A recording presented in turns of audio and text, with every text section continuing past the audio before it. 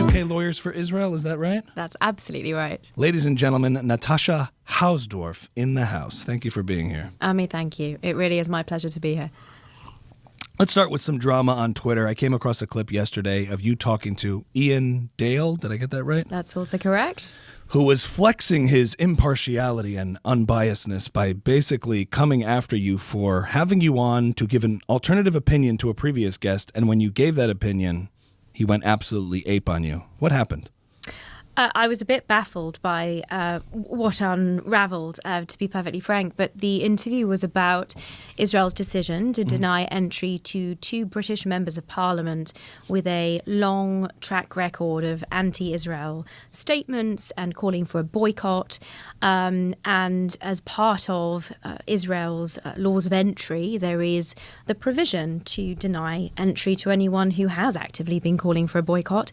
It's very similar, in fact, to the UK's own statutory provisions that allow the government or the Home Office to deny entry to anyone they consider not to be conducive to the public good. So that's essentially the equivalent of the statutory setup in Israel.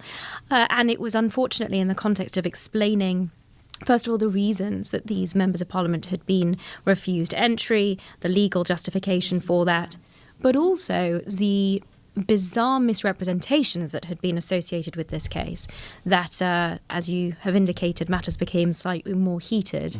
And ultimately, I was kicked off the radio programme for seeking to call out those misrepresentations and the unfair comparisons that I felt the producer or the presenter was seeking to draw. Can you imagine a trip with these two ladies? It was two women MPs? They were both female MPs, It would have been a lot of fun going to Israel with two pro-BDS activists. I can't imagine it would be fun at all to walk through the shuk with these people. I didn't think they had much intention of spending any time in Israel, interestingly enough. They claimed to be on a parliamentary delegation to Judea and Samaria, or what they called the West Bank. Nicely said. So that was actually part and parcel of the difficulty, because they presented themselves to immigration authorities. They said, we're here on a parliamentary delegation. That was checked, and there was no record of such delegation because there was none to Israel. Could they just hang out in the airport for like 6 months?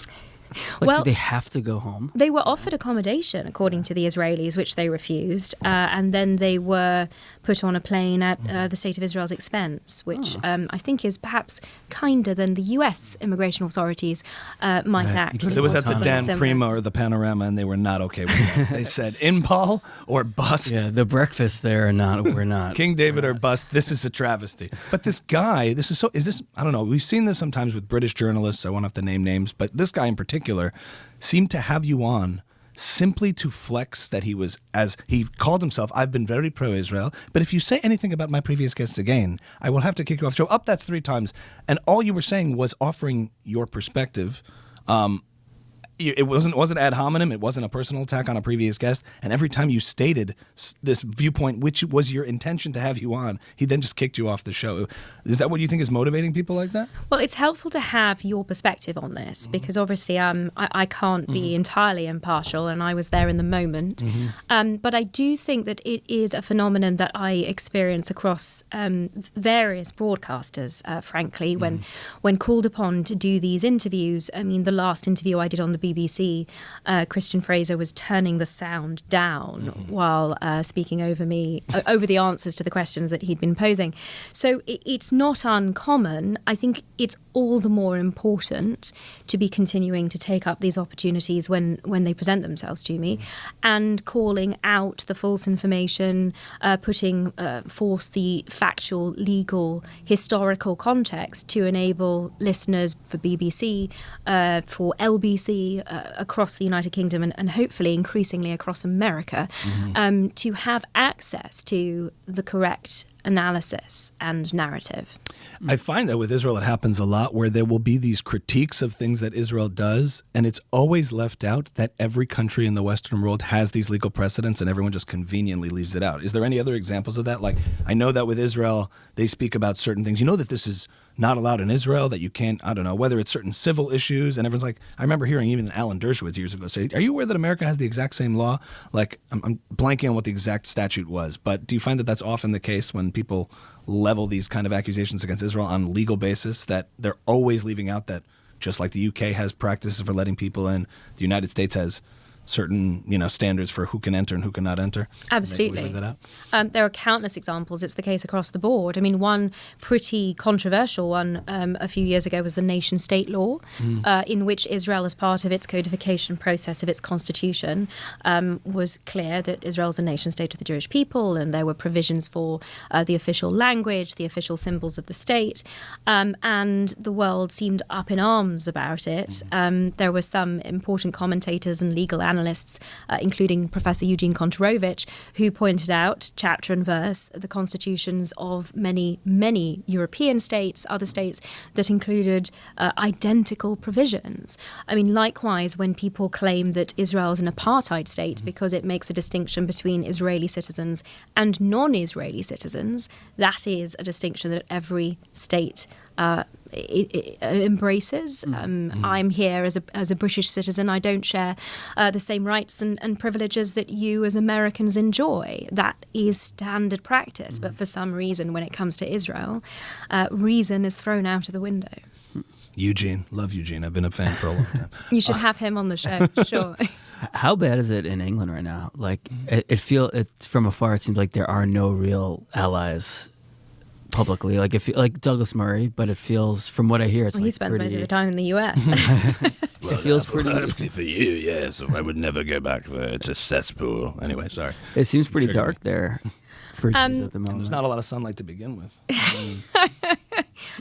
New York is pretty. That was funny. New York is pretty cold for April at the moment. I mean, let's yeah, that's true. That's throwing true. stones from glass houses. But culturally speaking, the whole UK has fallen. Like, how close is that to reality? So it's interesting to consider the campus context, because America was leading the way on encampments, and in fact tomorrow I'll be speaking at Columbia Law School specifically for the National Security Law Program, and I've been told I'm going into the belly of the beast. Cue the protests. We shall see. It would be great if they would come and listen. That would be a really nice change, and they might indeed learn something. But across the board, my perspective is undoubtedly tainted by the work that I'm doing with this incredible organisation I'm privileged to be involved with, UK Lawyers for Israel. So we certainly see the worst of the worst, from the experiences of students to employees facing anti-Semitism in the workplace, to local government BDS resolutions, to everything that's going on with this Labour government and the fixation of many of their members of parliament on Israel, to the fact that we've had, for the first time, independent MPs that were elected on a Gaza-only platform. So there has substantially been, undeniably, a shift. And I think I certainly see the worst of it. Whether or not that's recoverable, I don't know. And there are many who are far more educated than me on these issues, on the politics of it, and the processes that are necessary to recover, who say there is no way back, because the only means of stemming the tide of this trajectory would be inherently illiberal. We're not that sort of country. So and you mean by like just deporting people who have repugnant views towards the West? If they happen to be British citizens, that would be unthinkable. Right. I remember I was teaching in a school in 2008 in the city centre of London in Bethnal Green. And I was there to set up a debating club, and we were doing current affairs, and the sentiment that some of these kids were coming out with, McDonald's pays the Jews to kill all the Arabs, was extraordinary. Now, it was 98% ethnic minorities, but I could tell that a few kids in the class might be bringing that sort of sentiment in from home, but unchecked, the rest of the class would go back thinking this. And it was essentially a breeding ground in the centre of London for extremist views and intolerance. And I raised these concerns with the link teacher that I had, who was responsible for the English curriculum, who said that they were really struggling with set texts, including The Boy in the Striped Pyjamas, which is the Holocaust from a child's perspective, because the kids would come out with, if only Hitler were here today, he'd sort out the Jews once and for all. Now, I wrote about my concerns that summer when I was working with Douglas, actually, at the Centre for Social Cohesion. And it was 5 years later that school, Bethnal Green Technology College, became famous. It was renamed Bethnal Green Academy, and it was the school that those 3 girls left to join ISIS. So the message that I took from those experiences is that we have had, second, third generation British citizens being radicalised in country, in the city centres of some of our largest population centres. And that is the core of, I think, so much of what we are seeing now explode on the surface. How one grapples with that is an enormous question, which I certainly don't pretend to have the answers to. Yeah. So not good. Yeah, I mean, I look at that and think, we got a comment on we get a lot of scary comments on our YouTube and Instagram, but Noses, just nose emoji. yeah, they don't like my nose for some reason. I don't understand. The most poignant one we got, I think, was like, don't worry, in 25 years, like, we'll be running the country and everyone will know the truth about the Jews. And I was like, damn, that's a good point. Where, like, I look at Britain now and then look at America, and I'm like, all the kids in like elementary school now are going to take all this stuff for granted. And when they are in their 20s, 30s, and 40s, like, I feel like it's going to look like Britain does now. And it's, like, pretty scary. Yeah. For what it's worth, I think your noses are both very distinct. Thank you so much. Thank it's you. bulbous, but I don't have the heat. It's more signature. Well, I got work done on it to get it like this. He has more of the poster. The signature kind of thing. notes. But I'm Sure. proud of that. We're proud of that. Sure. Oh, man. All right. Well, anyway, that is spooky. But the question is always, is there a silent majority of the common sense people that really know better than this? But then the question is, it doesn't take much for a regime to take over a society, even if a majority population would never espouse those views. Like, at what point in the cultural epicenters and political epicenters does it take to turn a culture completely the other way? Even if you polled 75% of Americans now, which they've done, it's not Twitter. Twitter is the Third Reich at this point, but majority of Americans support Israel against Hamas if you ask them, and then they just want to go back to their own lives. But it's this constant debate over, things get bad one small step at a time, and it doesn't take much for a society to completely be overrun with values that are completely antithetical to it. So It's the frog in the boiling water. Things get bad one small step at a time. I always say that. It's a Jordan Peterson quote. But yes, the frog in the boiling water, turning it up gradually, eventually the frog dies. But you have expertise other than just being from England. So Yes, let's get to talk about everything else. I first discovered you in that monk debate with Douglas against Mehdi Hassan. But I wanted to talk about the state of debate right now, especially as it's happening online, where a lot of people in the pro-Israel side, the pro-Jewish side, just to speak loosely, are putting a lot of energy into proving who is hateful. And I'm wondering if it's more productive just to prove what is true. In other words, what you did with Mehdi Hassan, and it's funny because the subject and motion of that debate is anti-Zionism, anti-Semitism. So you would think it's a debate about hate, but really it's a debate about truth. And the moment where you demonstrated that Mehdi Hassan was being incredibly dishonest, we can play the clip, where you uncovered sort of a sophistry play that he's doing, is so much more effective than just trying to tell people what's going on inside of his heart and what's motivating some of these people from a charge of anti-Semitism, because I think showing instead of telling is so much more effective. So can you speak to that a little bit, as far as a lot of advocacy groups, even on the pro-Israel, pro-Zionist side, spending all this energy and resources to prove who's hateful rather than proving just what's true? I think the truth, and this comes into the international law arena hugely, it is at the core also of what is likely to save us from this. So it goes spot on to your previous concerns. The truth is on our side. The law is on our side. And I think increasingly when we're looking at that sort of silent majority or the movable middle, they are the ones likely to be most impacted when that truth comes out. And I do believe that the truth will out eventually, not least because it's important to bear in mind that Israel might be the initial target here, but what starts with the Jews will not end with the Jews. And that especially as the misinformation about international law is taking hold, it is Western civilization as a whole that will be the ultimate target. So I think the key to that is knowledge, and the more that we can arm people, reasonable people, who understand perhaps, in their kitschkas, who's on the side of right and wrong here. Jewish bad guess. Yeah. The more that we can arm those people with the facts and enable them to push back on those false narratives, that the more likely we are, I think, to see a way through here. So that's critical. Yeah, I would say that, not to push back on that, I think it's true, but there's also this problem where we're like 18 months in since the 7th, and now we're seeing one narrative and another narrative. They're both competing for that movable middle. And I think while you guys won the monk debate, in general in the public, the movable middle is confused and I think misguided on what things look like, because we try to sometimes use facts to combat emotional images or the optics of war. In other words, we'll say something like, you know, there's images out of Gaza and war that are horrific, and we acknowledge that, and we'll say, but you know that Israel has the lowest combatant to civilian ratio ever. And I don't think somebody who's moved by a horrific image listens to that fact and goes, you know what? You're right. Doesn't bother me anymore. I mean, you're absolutely right. And the real difficulty here, and this comes back to your question vis-a-vis Mehdi Hassan, is that it is so much harder to combat these falsehoods with facts, because the facts are ultimately more complicated than the falsehoods that are being propagated. Right. There's this very like simple moral argument of like, you can't kill 40,000 people.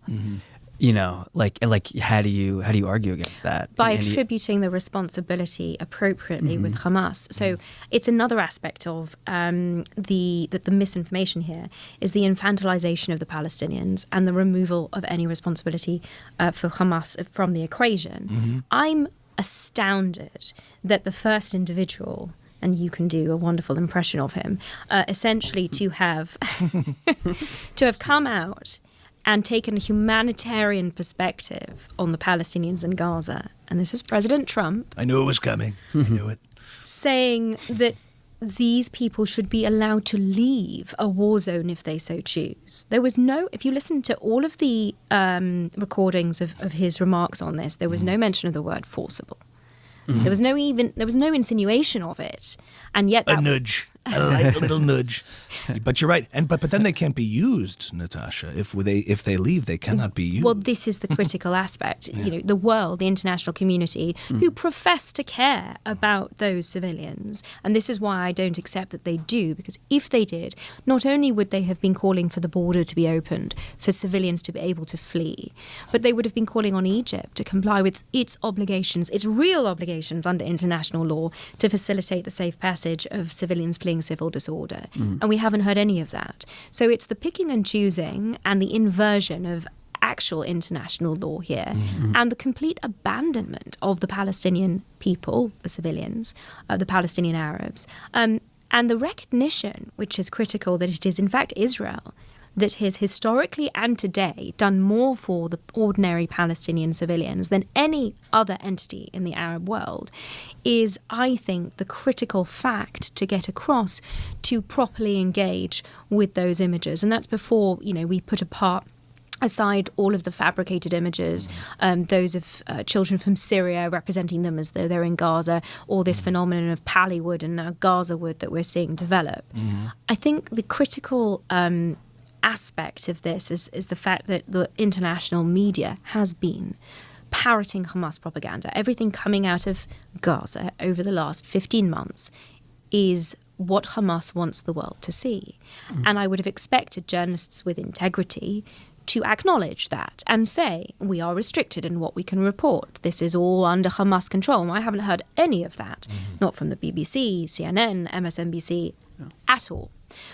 So that is the phenomenon that we're grappling with. But I think the way through it is to acknowledge that war is horrific and to acknowledge the suffering of some ordinary civilians here alongside dispelling Hamas propaganda. And if that's on the casualty figures, if that's on the way that these people have died, because we know civilians have been shot by Hamas, either because they are seeking to flee according to Israeli guidelines, or because they are seeking aid, and they've been shot in the process of trying to access that aid that Hamas has been controlling and diverting, or because Hamas or Palestinian Islamic Jihad rockets fall short in the Gaza Strip, killing indiscriminately. You know, unlike Israeli strikes that are targeted, that are assessed as to proportionality, and that are preceded by warnings, those rockets intended for Israeli civilians are fired indiscriminately. And when they fall in the Gaza Strip, they kill indiscriminately.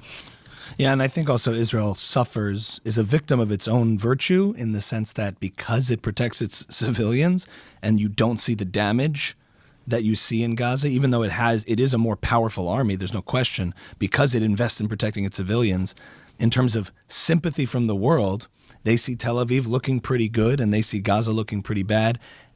But I think we answer always those curiosities and those questions from a sympathetic, impartial, movable middle with the wrong facts. They'll say, they'll throw out a stat of how it conducts war rather than acknowledging or attributing properly to the right. There's a right answer, but it's to the wrong question, and vice versa. People are looking to explain what's going on here, and we're giving them data points that don't compute, and that's why I don't think it's persuasive, even though it's true. That's fair. As a barrister, can I say lawyer? Do I have to say barrister? You can say whatever you like. I want to say barrister. As a barrister, it's a lot more polite than a lot of the comments on it. As a Jewish barrister, do you when As one of them Jew law people? Is your point of view argument construction? When you see something happen, are you oh, this is how they can explain this in a way that makes them look good? Here's how we can explain this in a way that makes them look bad. Is that the place your brain goes to first? Structuring this as an argument? That's a very good question. Thank you. And the answer is I don't really know. I think just, from many, many years of doing it, perhaps it just happens instinctively. Mm-hmm. It helps that every one of these examples, albeit that they may seem to be new, on the basis of, today's news cycle, is invariably a rehash of the libel that they've propagated 70,000 times before. Mm-hmm. It's just a new version of it. And the pattern that seems to exist is international media point the finger at Israel. And the latest example of this was the reports of 15 aid workers, or ambulance workers, being shot. And then there was the New York Times video, which on proper analysis revealed that some of the individuals that they purported to consider to be ambulance workers were visibly armed.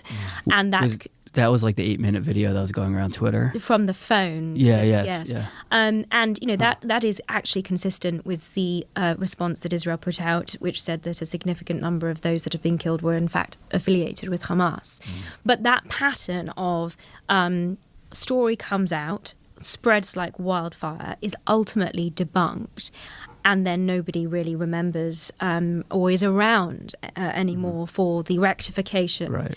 That is now pretty common, but it feeds into, the hysteria that we have seen and the increasing nature, the sort of fantastical nature of the allegations.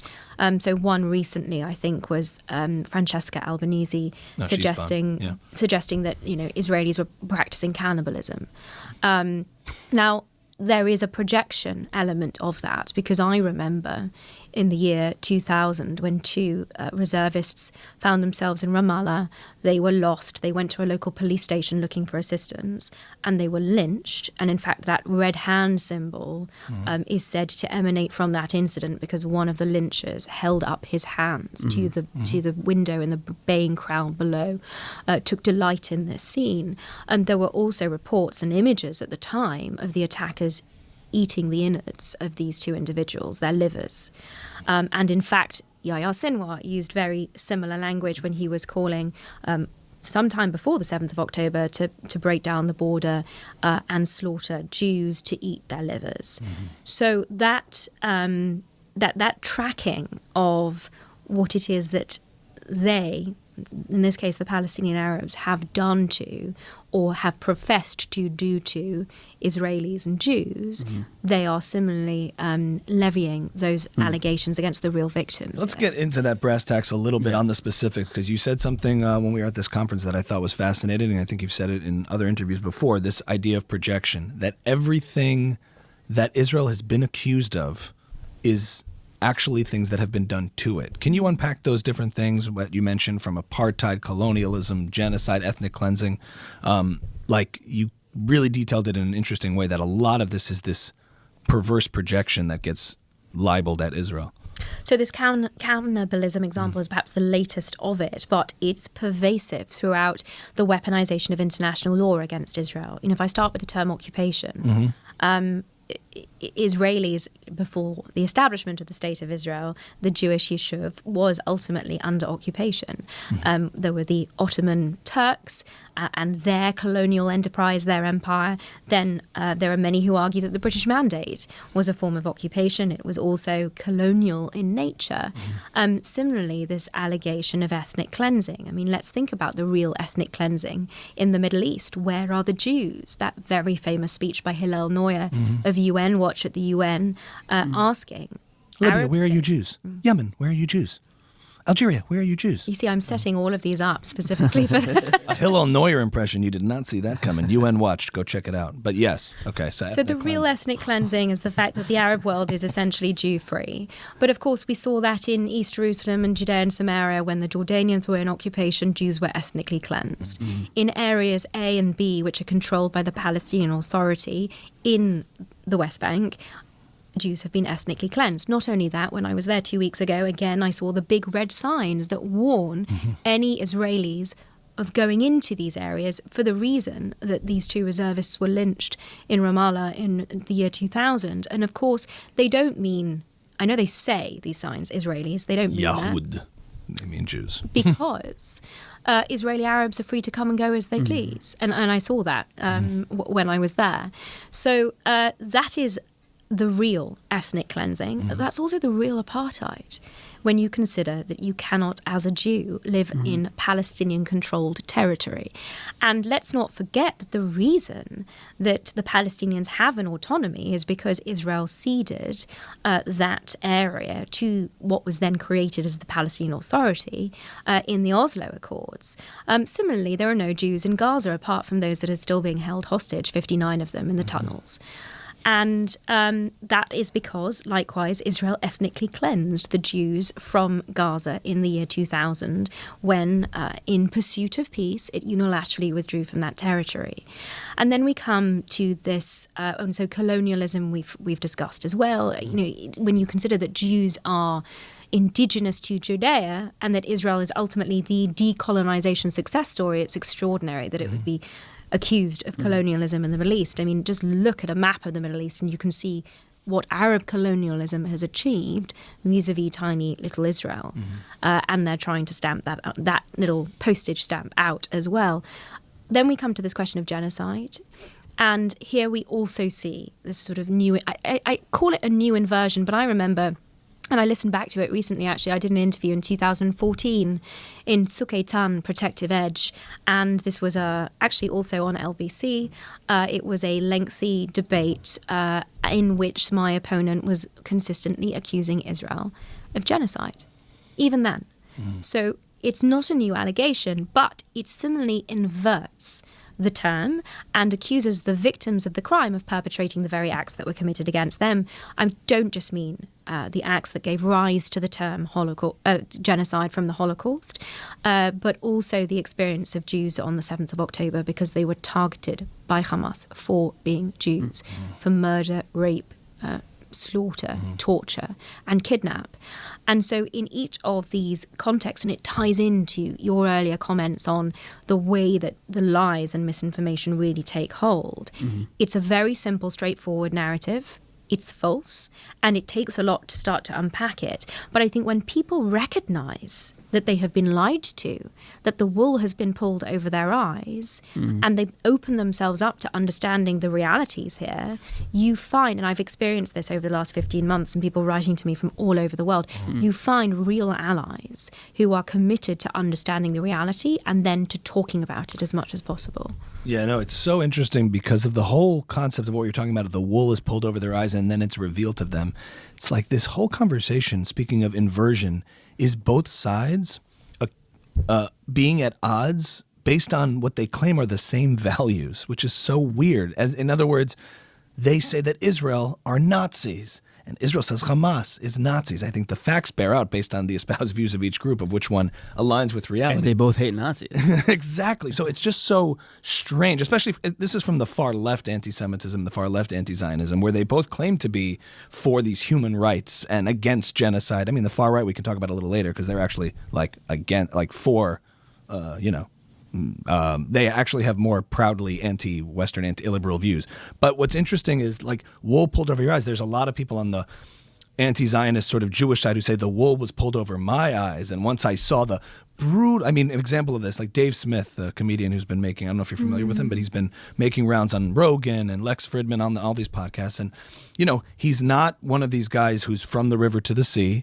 He's not pro-Hamas, but his whole thing is the sacred cow for that argument is this brutal occupation that's been going on since 1967 is a disaster. That's what he sounds like. But he's from Long Island. But basically, as long as that's been going on since 67, like, what do you expect to happen? Israel's got its boot on the neck of the Palestinians. So I just want to go a little deeper on the actual reality of the life in the West Bank, the conditions of what they call an occupation, the autonomy. Like a lot of these things are just claims that the pro-Israel side just kind of almost lets go at this point, like accepting that. Yeah, that's what I mean. The first question, settlements, brutal. Like they're just, they are expanding in settlements. Maybe they shouldn't do that. We let a lot of these stuff go, and these are just like claims and statements made by the anti-Zionist side that you're just like, wait a minute, on facts alone, you're wrong. So like. Tell me a little bit more about that. Yeah. Do you want to get into specifics? Sure. Yeah. So Dave Smith, this comedian, was just on Lex Fridman. You know Lex Fridman. Yeah. And he was making his case against Israel basically. And I just took notes. We both took notes about like some specific things we take for granted that we wanted to ask you because I don't know how to respond to it. It feels wrong to me, but I don't actually know.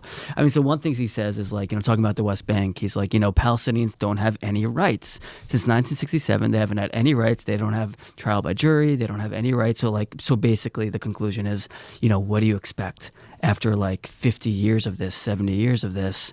Things are, it's and he said earlier, October 7th was an indictment of that entire experience that they've been. That sounds like it's oddly like justification, doesn't it? Right. So what are the Palestinians in the West Bank entitled to rights? Meaning, like, are they like who's entitled to right? A citizen? What are they exactly? And not natural rights, legal rights, residency rights. And what rights do they have? Well, those that live under the Palestinian Authority, which I explained was established through the Oslo Accords, should be voting for their leadership. Unfortunately, there was one election and never again. Mahmoud Abbas, I think, is now in the 20th year of his 4-year term. And it's true that the Palestinians are appallingly treated by their leadership, by the PA, in the West Bank and have been subjugated by Hamas since their violent takeover in 2007 in the Gaza Strip. But Israel has nothing to do with either of those situations. We come on to this concept of occupation, and I think the first question you need to ask is, who was it occupied from? To which invariably these people have no answer, because the reality of the situation is that ever since Israel's Declaration of Independence in 1948, and international law is very clear on what Israel's borders were automatically by default in 1948. Absent there being any agreement to the contrary, Israel inherits the pre-existing administrative lines of the British mandate that preceded it. So the territory that we're talking about was originally Israeli sovereign territory. And then you have to ask yourself from a legal point of view, when, if ever, has that status changed? And the answer is there has never been any form of agreement to change that original status. The underlying status. And what we have seen in the West Bank is a series of legal frameworks, administrative frameworks, first in 1967, when Israel recovered that territory from Jordanian occupation. Israel instituted what was supposed to be a temporary administration. Wait, sorry. Can I ask a question because I'm a little confused? So that land in the West Bank was given to Israel in 1948? It wasn't given. It was It was. So this rule, called uti possidetis iuris, is a rule that is established to create clean lines stability, certainty, to prevent fratricidal struggles. And it developed to provide that certainty by simply going according to whatever the pre-existing administrative boundaries of a former colonial unit were. So when the new state emerged, so for example, at the dissolution of the former Soviet Union, or with the Spanish withdrawal from South America, this was also applied in Asia and in Africa. And in all of these contexts, the pre-existing administrative lines become the borders state. of the newly emerging state at the moment of independence. In a time And then what happened? when you're carving up states, like this is the precedent, like a colonial force leaves, we have to carve up states based on boundaries. Where do we draw those lines? And you base it on the administrative colonial entity that preceded it. So this is in fact a default rule that applies where there has been no drawing of lines or Right. determining of boundaries. So if you think about partition, which was applied in India and Pakistan, there was an agreement on partition that was implemented. The partition proposal that was made before the establishment of the State of Israel, which is not legally binding, it's a General Assembly resolution, which was a recommendation, which was never accepted by the Arab population or Israel's Arab neighbours, so it was never implemented. So absent any agreement as to what boundaries ought to be, the only lines in play are those of the pre-existing administrative unit, the British Mandate. And when you think about the severance of Jordan, Transjordan, which later became the Hashemite Kingdom, the line that we're talking about in terms of Judea and Samaria and East Jerusalem is the line that divided administratively the Transjordan part of the Palestine Mandate from the rest of it. And so when that was severed, this is the administrative line that we're talking about. And it's significant because it doesn't require Israel to state that this is its territory. It doesn't even require Israel to control that territory. And of course, pretty immediately, Jordan invades and it occupies East Jerusalem and Judea and Samaria. And likewise, Egypt does the same with Gaza. So Like in 1948? in the 1948 Independence Day War, that's what 1949, happened? yeah. Okay. And so They that's assumed where control of of the West Bank as part of Jordan. and ethnically cleansed it of its Jews. In Right. fact, my ancestor's gravestone was taken by the Jordanians and used to pave a nearby road. And this was all discovered when Israel recovered the old city in 1967. But it's interesting because all of the agreements that do exist, the armistice agreements, which gave rise to what people call, the Green Line, or what they erroneously call the 1967 borders, because they don't date from 1967 and they're not borders. This is, in fact, the 1949 armistice line, which was Is that agreed. Dayan who drew it?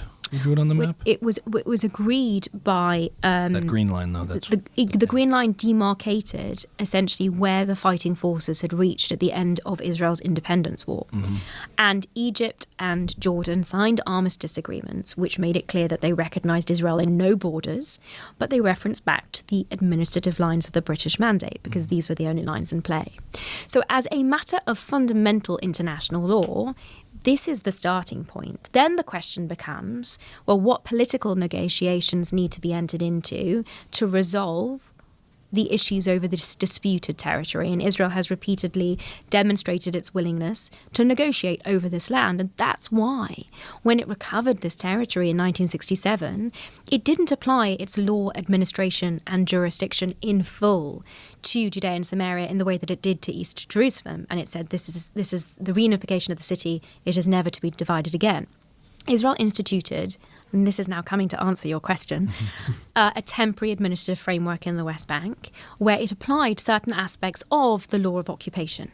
That does not mean that the territory is occupied. This is the framework that Israel applied until the Oslo Accords, and then we had a new framework with areas A, B, and C that had the blessing of the international community. Remind me, what year was the Oslo Accords? It was 1992 and 1993. Yeah. Okay.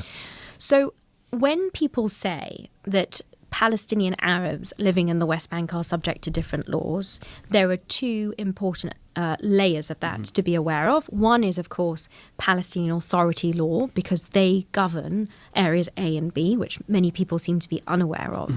But the other is the legal framework that Israel applied, which mandates, for example, that Israel have military courts in the West Bank, in particular in Area C, where it has retained administrative and security control.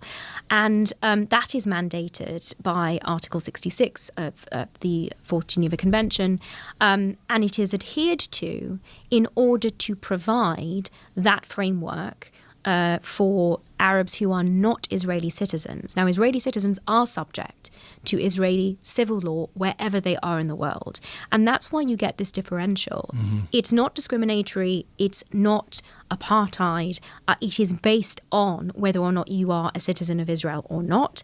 It's the sort of distinction that every country makes, in that it grants its citizens rights but also different responsibilities to non-citizens. And it is as a function of law that this is given rise to. A point of clarification, I mean, Area B is mixed Jew and Arab, and it's ruled by Palestinian Authority? I always thought it was A is Arab, B is mixed, and C is Jewish. So B is Israeli security control, but Palestinian Authority civil control. So when it comes to planning and zoning, or the taking out of the rubbish, which unfortunately the Palestinian Authority doesn't seem to be garbage, doesn't seem to be interested in. Whenever I've been in the West Bank, unfortunately, and this is in Ramallah, one thing that is really recognisable is the garbage pile up everywhere. Right. So the PA should be taking care of it, but it doesn't. Because Mahmoud Abbas prefers to come to the United Nations and slam his fist on the table and play the part of world leader rather than take the trash out. So when Dave Smith says you don't have rights, like let's say I'm a Palestinian Arab living in the West Bank and I'm accused of murder. Like whose court do I go to? Do I go to the PA's court? Do I go to an Israeli court? Do I go to a military court? It depends where geographically and the individuals involved. So if there are Israeli citizens in Area C. So how can you be? So sorry, I'm like pretty ignorant. So how can you be an Israeli citizen in the West Bank?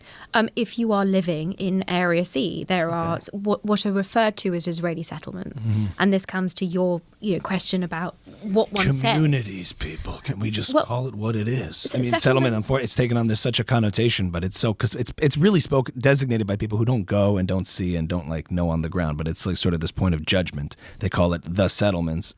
And what were you going to say? I cut you off. The pioneers here in the United States established settlements.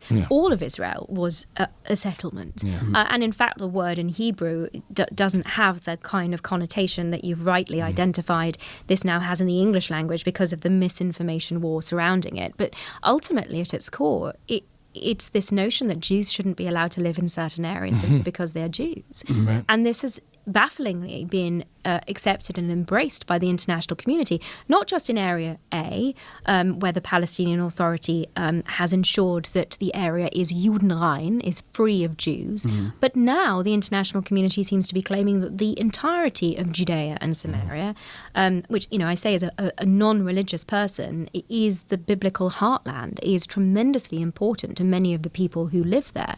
But all of that is swept aside on the basis that Jews shouldn't be allowed to live there just because they're Jews. How progressive that Palestine has to be free of Jews in order to be free. But it's all technically fascinating and interesting when you dissect this, but it does boil down to a certain problem that I think a lot of people in the West aren't appreciative of, which is the idea that the nation state of Israel in its current form exists partially and motivated by this idea of Jewish security and safety, and that Israel must maintain a Jewish majority population, even though it protects the rights of its minorities fully that live within it, so that Jews can have a state of their own and a sense of security. And lessons have been learned throughout history, even recent history, of why that's required. And even people sympathetic to that.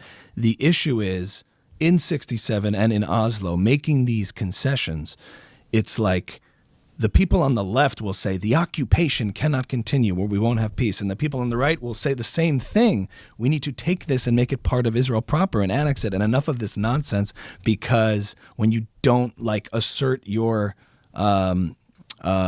control over this area properly and we all of a sudden increase our security risks, the real issue fundamentally is that if Israel found itself with a majority Arab population, the Jews living within it would be endangered just like they were in every other Arab society in the Middle East.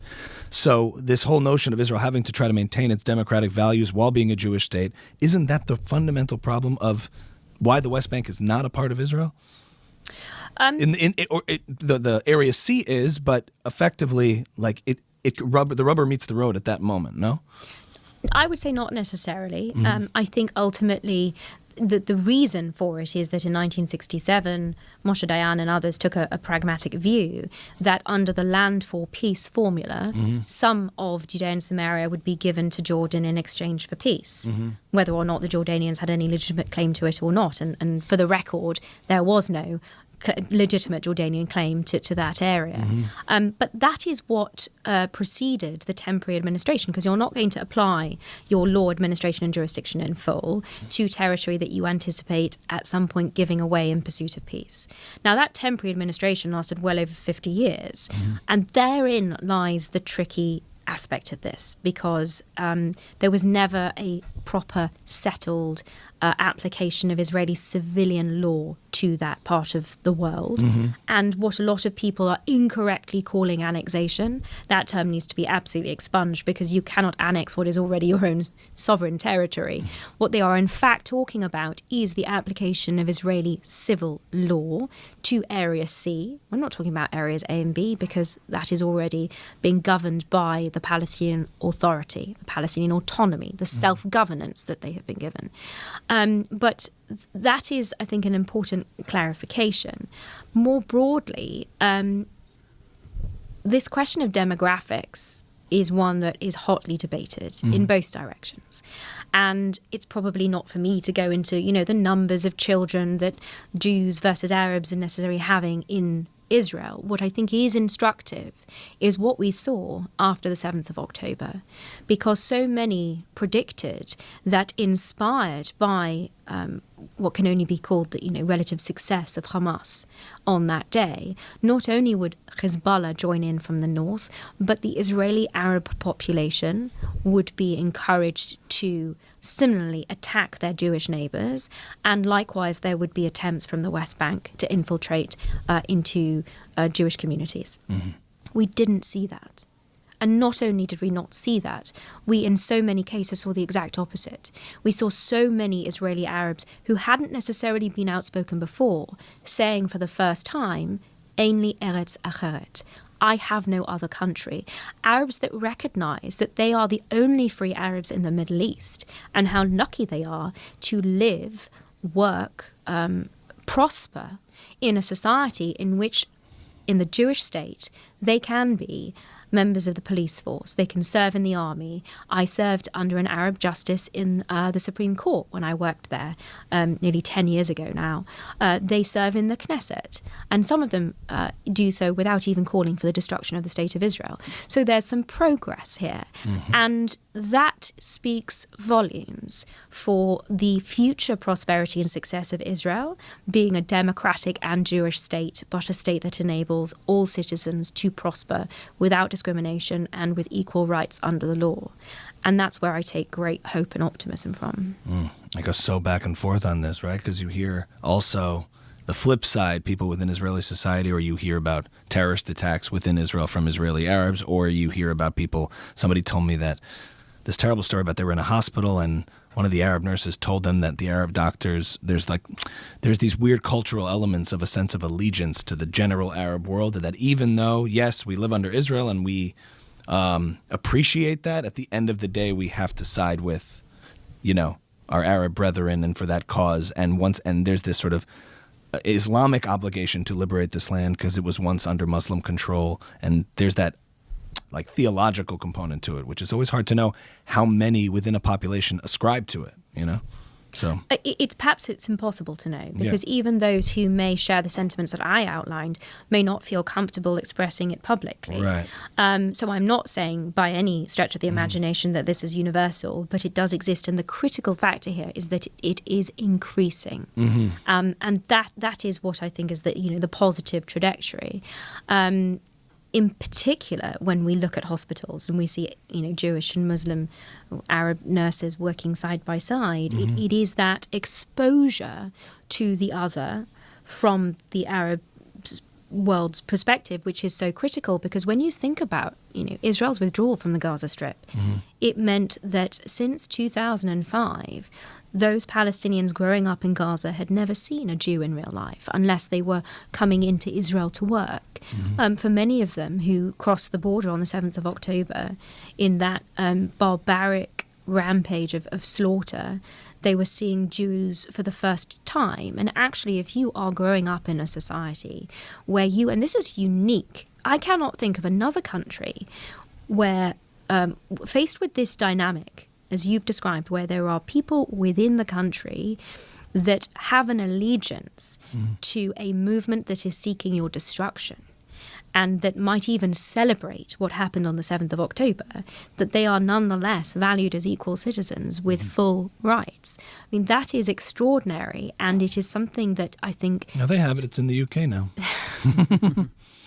Well, it's different. Soon by you. Yeah. It is slightly different in the way that the situation in the UK has come about, whereas in Israel's case, a decision was made in furtherance of its democratic principles to embrace these people, even though many of them may have, sought Israel's destruction in the 48 Arabs that became part of Israel's society. War. Precisely, and that I think is unprecedented. What about the idea that Palestinians already have a state? It's called Jordan. People say it kind of flippantly, but I mean, Jordan is how much % Palestinian in terms of population?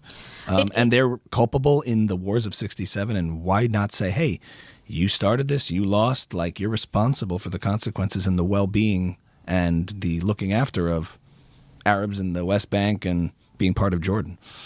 So I think there are a few things to say on that. Firstly, going back to the creation of the Hashemite Kingdom, it came from the entirety of the Palestine Mandate. People seem to forget that. And so when one thinks about this division between Jews and Arabs, 3/4 of the Mandate became a state for the Arabs. And there are many people who I think with some correctness call that out. The difficulty is that, the Hashemites have had their own problems with the Palestinian population and are fearful.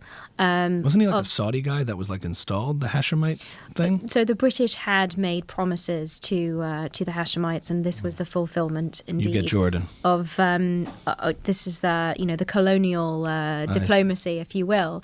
But it's significant that what remained, that last quarter of the mandate, was significantly less than so much of the Jewish community pre-state had anticipated. They'd been looking at Jordan included. And so for them, that was already a major compromise before this further discussion of further division started to occur.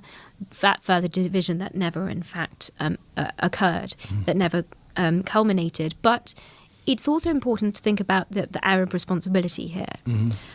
It is extraordinary, and in fact, Einat Wilf and Adi Schwartz have written brilliantly on this, I think, in the context of their book, The War of Return, about the shifting of responsibility for Palestinian Arabs, as they essentially later became known as. At the time, it was just the local Arab population. This is an important point, actually. My grandparents were Palestinians. They were Jews living in the Palestine Mandate, and they had identity cards issued to them by the British, which said nationality Palestinian, race Jewish. The concept of exclusively Arab Palestinian national identity came much, much later in the 1960s with Yasser Arafat. Who was from Egypt. Born in Cairo, Nice. precisely. Fun fact. Yeah. So that is a very important factor to bear in mind, and it goes to this misinformation and the false narratives and false historical narratives, which we definitely need to be tackling. I've forgotten the original question now. What was the original question? Jordan being Jordan. Palestine. Yes. So can't Jordan just be Palestine? What I would just Twice Palestinian, right? What I would just say is that in terms of Arab responsibility towards that local population, who have been termed now refugees uniquely for generations, and this goes to the crux of the War of Return book, the establishment of UNRWA, which is an agency specifically for Palestinian refugees, which adhere to a definition which is specifically for them. This was all pretty carefully thought out as a continual thorn in Israel's side, as the continual pawn to push for Israel's destruction. But the flip side of it has meant that Jordan, Egypt, Lebanon, Syria, none of them have actually taken responsibility for the individuals that came displaced, to yeah. these places. They have kept them in refugee camps for generations, and the Palestinians in Jordan are a case in point. They are discriminated against. They are oppressed. They are treated as second-class citizens. We don't hear about any of this. There are in the Palestinian international refugees media. in Jordan currently with our second-class citizens as we speak. That are called refugees, despite having lived there now for generations. Do you know if they have like full rights there? Are they citizens? They certainly of don't Jordan? have full rights, and that's the critical question here. And part of the reluctance of the Hashemites to treat them better is fear, for the same reason that Egypt didn't want to allow a single Palestinian into the Sinai, because they are terrified of Hamas, which is essentially the Muslim Brotherhood, and the rest of the world understands, what happened in Lebanon with Palestinian terrorism. The rest of the world understands far better. So the rest of the Arab world understands far better than the West what is at play here and what the dangers and concerns arising from this particular population It's are. only Israel that people have no issue putting the pressure on to assume the risk of all of this in terms of security. No other country seems to get any pressure at all to deal with it. Do you think it's because in the international community, Israel is considered more like Western and more like everybody else, so they're held to a higher standard, and it's sort of maybe this sort of subconscious racism of like, the Arabs, Soft they bigotry just of low do their thing, expectations. but like Israel's like Britain and America, so we should expect more from them. Which to a certain extent is I want to say fair enough, because Israel is a democracy and holds itself Right. to those very high standards. But what that equation fails to understand is that Israel is not living next to Switzerland. And it's in a very, very different neighborhood.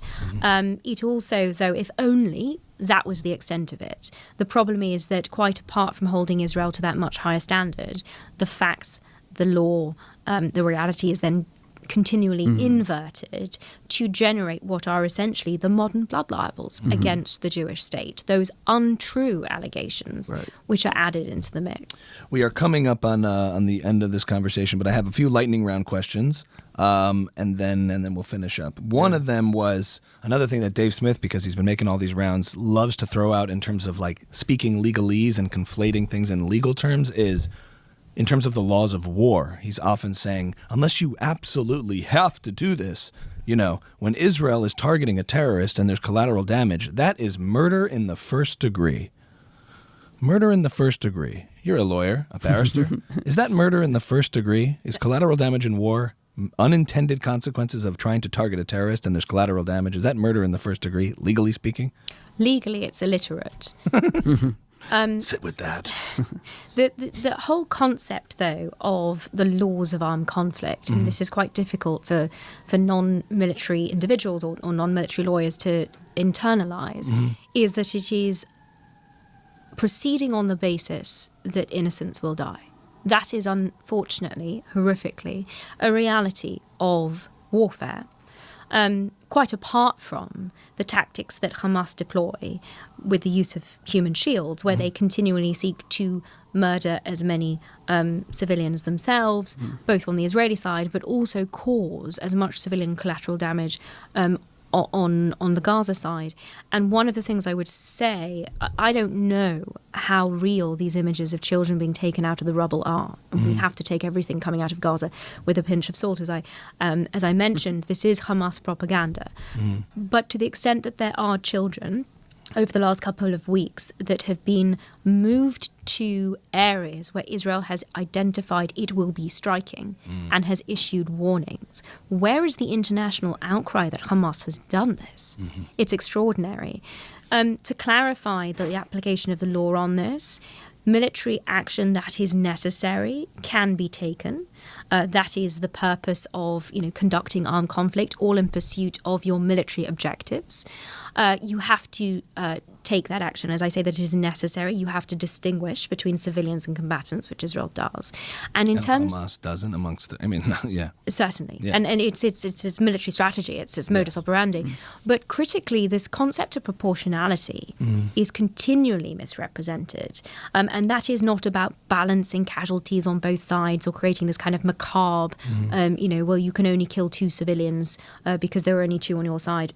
That is utterly incredible, untrue, outrageous, but it also serves to encourage Hamas in its use of civilians as human shields, and so it needs to be called out.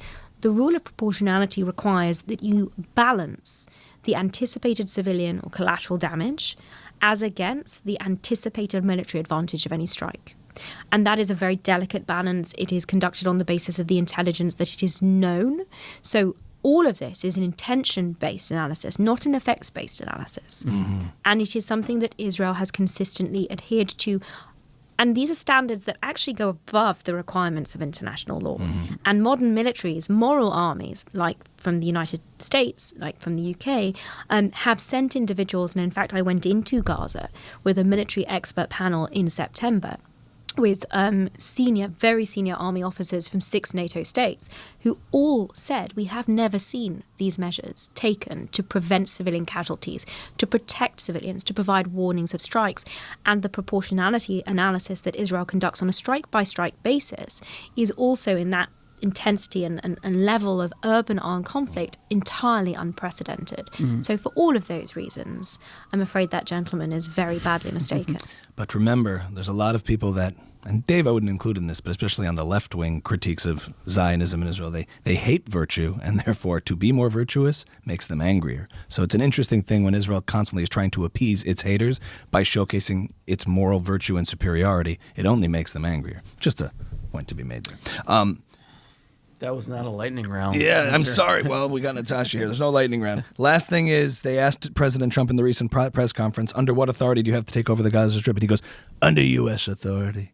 So let's take him to the task on that. Can we take over the Gaza Strip? Is there any kind of precedent for that? Or is that just bluster? Well, one form of analysis on it would be that this is terra nullis. So this is territory that Israel abandoned in 2005. Either Israel could recover that territory, perhaps lease it to the Americans. That would be one legal framework.